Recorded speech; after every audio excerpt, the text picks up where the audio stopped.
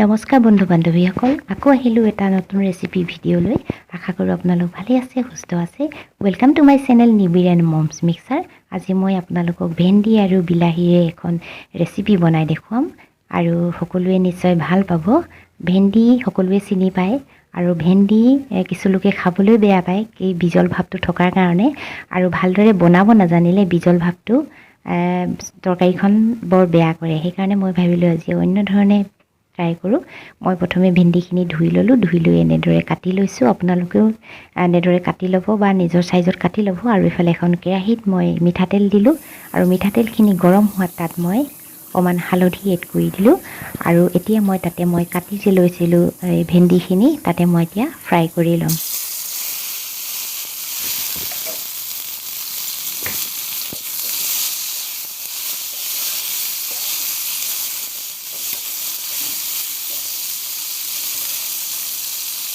আৰু ফ্ৰাই কৰোঁতে মই তাত নিমখ এড কৰি দিম নিমখ তাতে এড কৰি দিলে সোনকালে সিজিব এতিয়া মই ইয়াতে নিমখ দি দিম নিমখ মই একেবাৰে দি দিছোঁ আৰু পিছত ব্যৱহাৰ নকৰোঁ সেইকাৰণে অকণমান সৰহকৈ দিছোঁ আকৌ মই ভালদৰে লৰাই দিম আৰু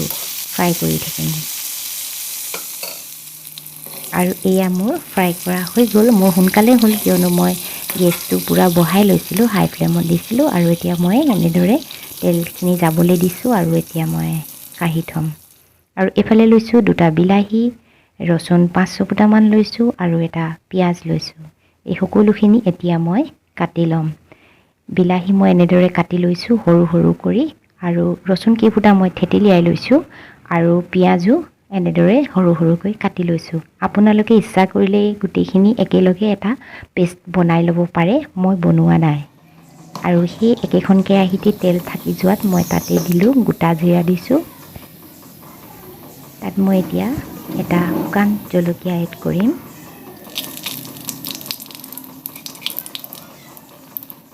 এতিয়া তাতে মই থেতেলিয়াই লোৱা ৰচুন কেইফুটাও দি দিম আৰু ৰচুন কেইফুটা অকণমান সিজাৰ পিছতে মই পিঁয়াজ কাটি লোৱা আছিলে সেইখিনি দি দিছোঁ আৰু এতিয়া আকৌ ভালদৰে লৰাই দিম আৰু পিঁয়াজ আৰু ৰচুন ভালদৰে সিজালৈ মই এনেদৰে লৰাই থাকিম আৰু যেতিয়া দেখিম মই এই পিঁয়াজৰ পৰা তেলটো ওলাই আহিছে আৰু দেখিছেনে কালাৰটো অকণমান চেঞ্জ হৈছে এতিয়া মই তাতে মই যে কাটি লৈছিলোঁ বিলাহীখিনি ইয়াতে মই এড কৰি দিম আৰু মই আকৌ ভালদৰে লৰাই দিম এতিয়া মই গেছটো একেবাৰে কমাই থৈছোঁ নহ'লে এই মছলাখিনি লাগি যাব পাৰে এতিয়া আকৌ ভালদৰে লৰাই দিলোঁ লৰাই দি এতিয়া মই অলপ সময় সিজিবলৈ থ'ম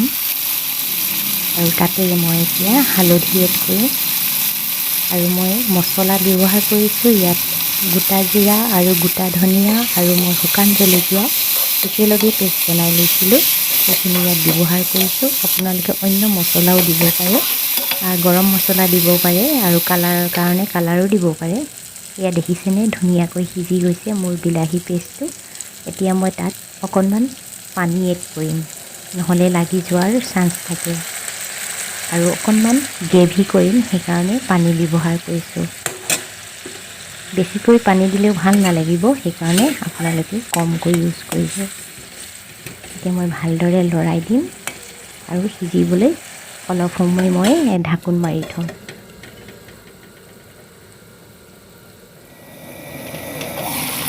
আৰু অলপ সময় পিছত মই চালোঁ এয়া দেখিছেনে